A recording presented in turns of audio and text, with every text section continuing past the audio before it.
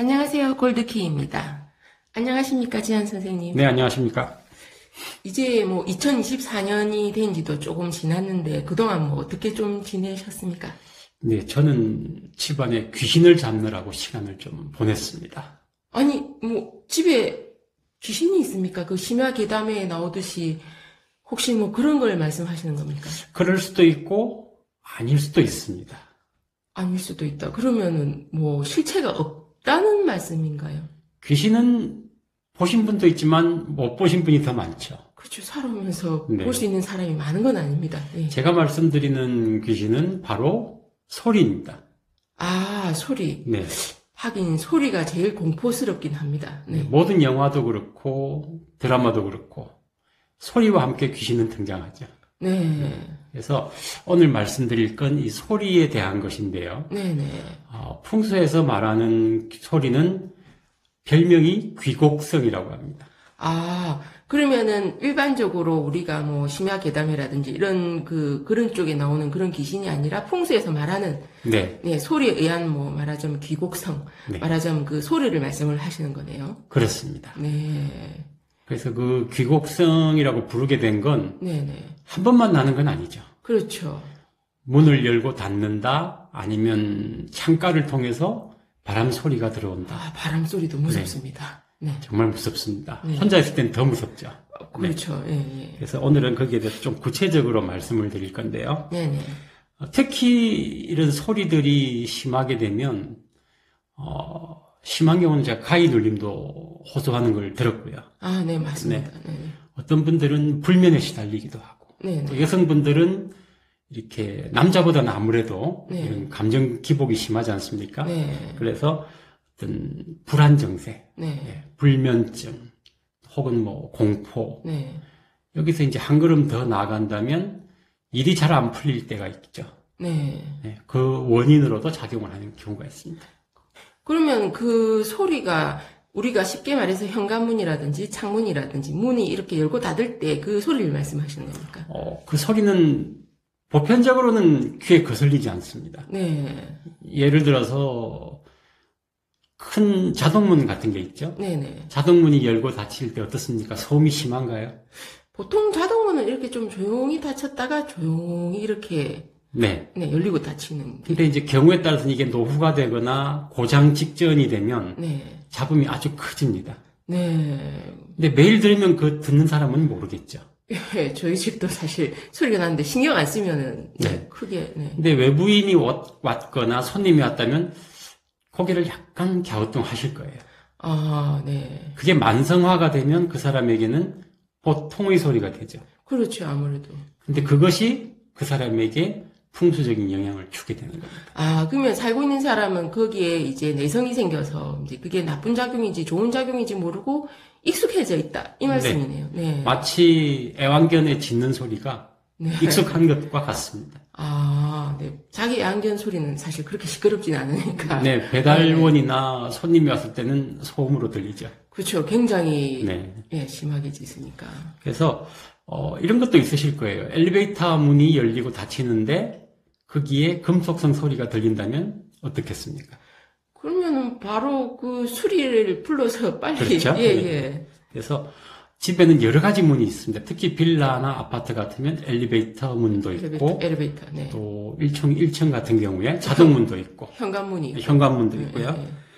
베란다 문도 있을 거예요. 그렇죠. 네. 각종 문이 다 있으니까. 방문도 있습니다. 네네. 그리고 부엌문도 있고 네.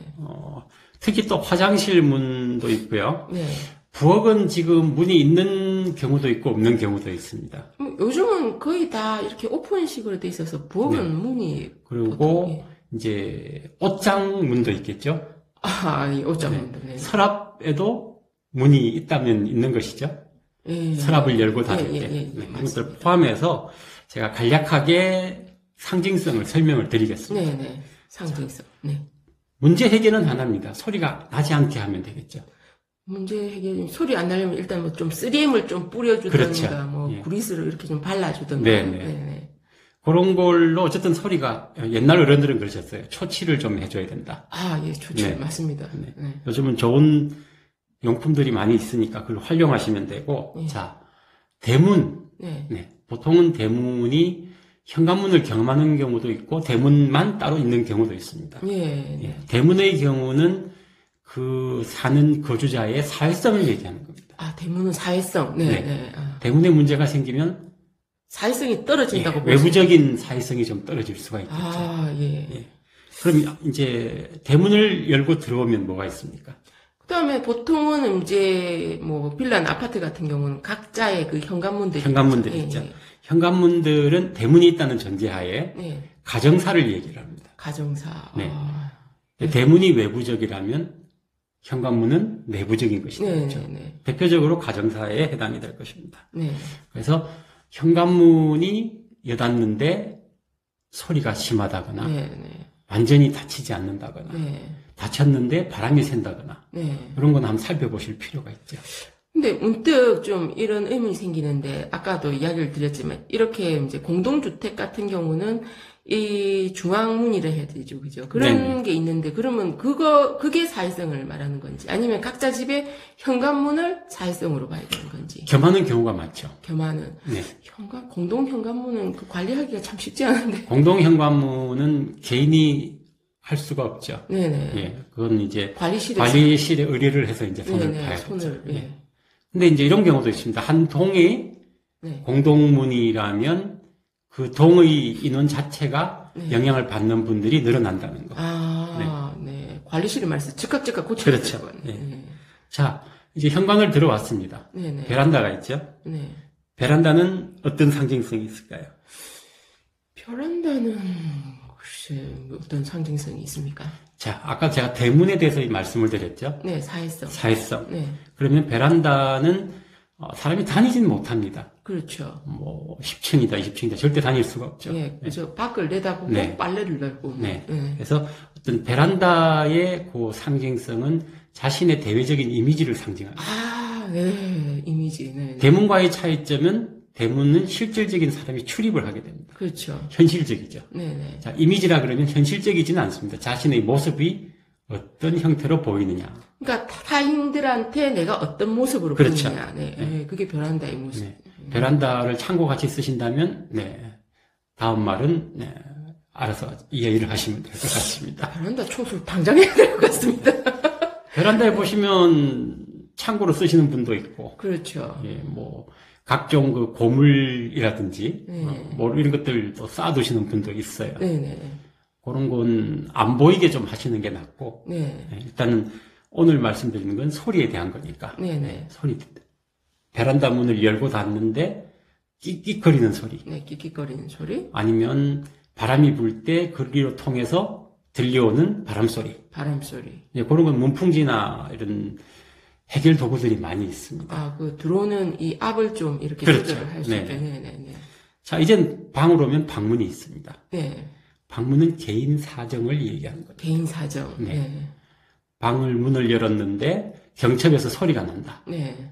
개인 사회에 조금 문제가 생기겠죠. 속 시끄러운 일들이 많겠네요. 네. 차마 남에게는 이야기하지 못하는 거. 아, 네. 자, 이제는 돌아보면 부엌이 있습니다. 네. 부엌이 없는 곳들이 많죠. 아파트 같은 경우는 연결되어 있기 때문에 네. 그런데, 자, 부엌은 뭡니까? 우리가 주로 식생활을 해결하죠. 네.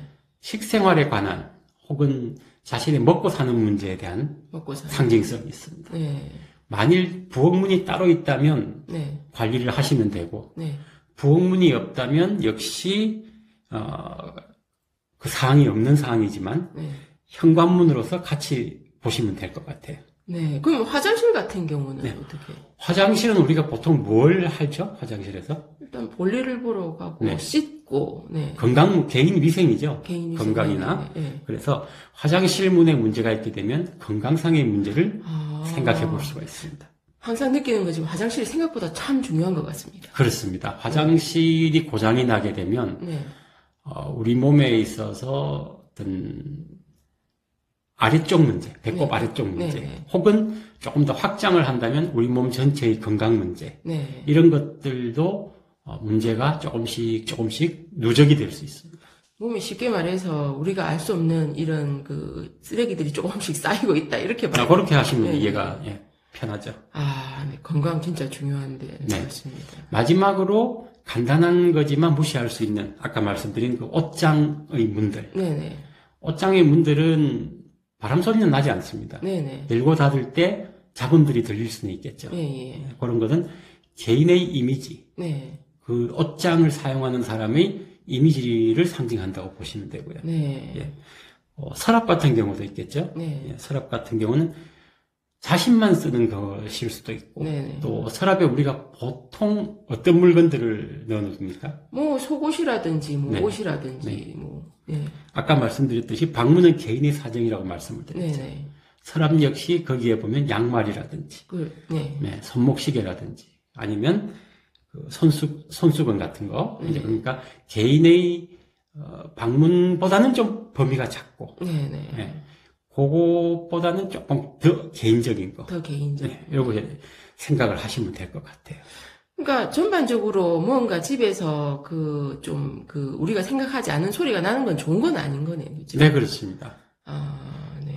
마지막으로 요 하나 말씀드리고 마무리를 하도록 하겠습니다. 네. 경우에 따라서 이런 전등 같은 곳에서도 소리가 나기도 합니다. 예, 소리가 납니다. 예. 가끔. 예, 그래서 별거 아닌 게 아니고 네. 그 전기적 신호거든요. 네네. 그렇죠. 전기적 신호도 결국 사람의 어떤 영향을 주는 요소가 네. 되고 있습니다.